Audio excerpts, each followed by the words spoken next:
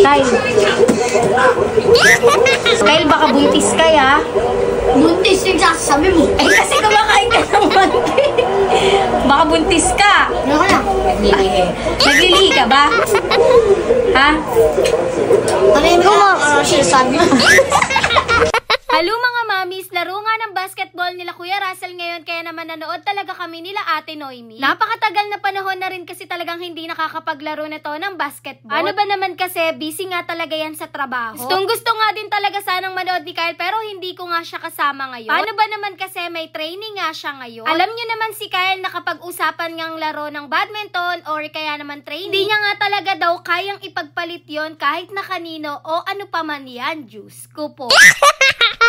Warm up nga lang sila dito. Tapos, hindi nga sila yung unang lumaro. Pero nung pangalawa naman, pinapasok na nga sila dahil pagod na nga yung nauna. Hindi ko masyadong kabisado to. Kaya naman, kung ano nga lang yung alam ko, yun lang talaga yung sasabihin ko dito. Paano ba naman kasi hindi din talaga ako mahilig manood ng basketball? Dati nga, pinapanood talaga namin si Kuya at si Kuya Russell. Pati na rin naman yung daddy ni Kyle. Pero simula nga nung mga nagkatrabahong na at mga nagkapamilya, hindi na rin talaga sila naglalaro madalas ng basketball. Buti na nga lang din talaga yung bakasyon ni Kuya Russell sumakto nga sa liga. Kaya naman sinali nga talaga siya. Sumunod nga din pala dito sila ate kasama nga si Jet. Dahil ang sports nga talaga ni Jet ay basketball, hindi naman badminton. Ewan ko nga rin ba kung bakit nahihilig nga din si Jet sa paglalaro ng badminton. Nung kinabukasan naman, pumunta nga kami kila Ate Noemi. Nakakainip nga kaya naman naglibot nga kami ni Kyle. Kumain na nga talaga kami nito sa bahay pero maya-maya nga sinasabi ni Kyle na nagugutom daw siya. Diyos ko po. Ang ulam nila Ate Noemi sinigang. Sakto naman na may barbecue sila Ate Noemi dito na nakatimpla kaya naman ito pinagprito na nga lang muna niya si Kyle. Tapos ginawan niya nga talaga ng sausawan dito si Kyle. Si Kyle kasi pag nagre-request talaga kay Ate Noemi yan, hindi talaga makahindi yun. Sabi nga palagi ni Kyle malakas siya talaga kay Ate Noemi. Diyos ko po. First time ko nga lang din talagang makita si Kyle na nag-uuro nga ng pinagkainan niya. Pagpunta nga namin dito sa kusina tapos na pala siyang kumain at napawaw na nga lang talaga ako lalo na si Ate Noemi. Si Ella kasi medyo marunong na nga din talagang mag-urong yun. Ay yung nag-aalaga nga sa kanila dati,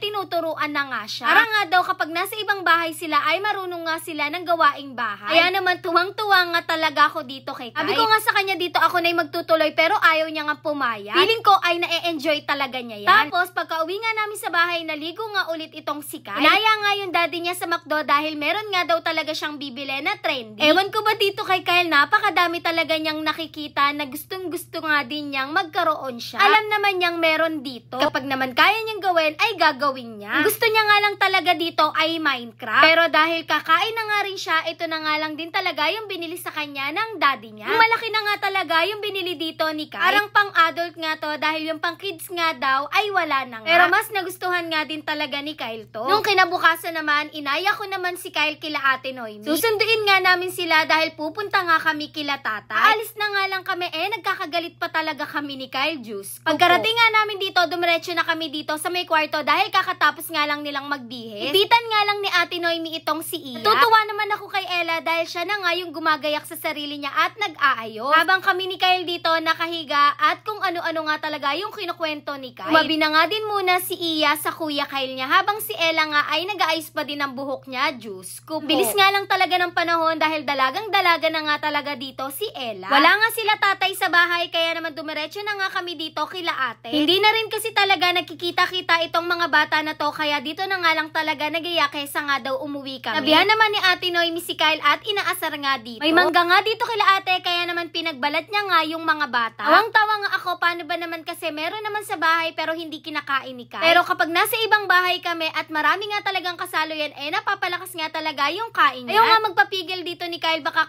sumakit yung tiyan niya. Kaya naman sinabi ko nga na baka naglilihi siya kaya naman tinigilan na nga talaga niya. Kasi pag hindi mo ginanon yan ay mas lalo pa nga talagang malalakas yan. Diyos ko po. Maya-maya nga lang pinatay nga nila yung ilaw. Tapos nanood nga talaga sila ng movie dito. Buti na nga lang talaga at mga nanahimik nga dahil napakaingay at nagsisigaw pa nga yung mga yan pag nagkikita-kita. Uwi na nga sana kami nito pero nag-usap-usap nga sila nila Kyle, Ella at Iya. Di na nga daw sila kakain sa mga bahay nila. Diyos ko po.